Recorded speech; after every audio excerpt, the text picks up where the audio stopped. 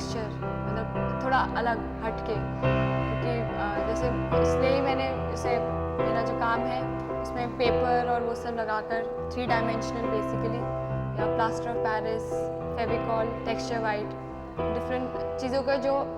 लोग रोज़ यूज़ करते हैं, लेकिन कभी सोचा नहीं था कि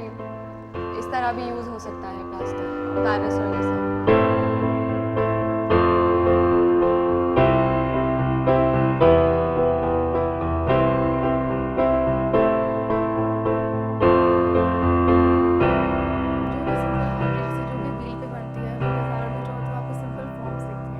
उसमें हमने कुछ ना कुछ क्रिएट करने के लिए कुछ डिजाइन डिफरेंट, नहीं तो उसके ऊपर कुछ